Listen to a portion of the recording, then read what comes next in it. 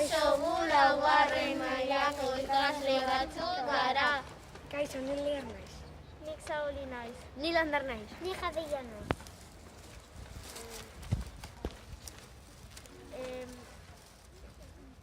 Azalduko dizuegu zein kontainerretan botatzen den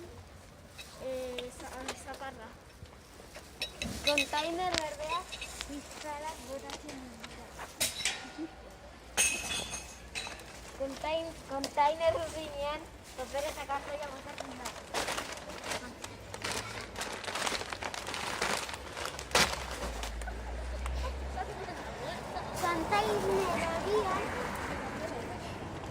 Kontainer horian plastikoa, brik eta latak botatzen dira.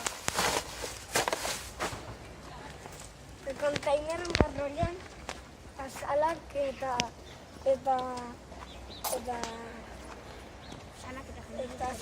janariak botatzen dira.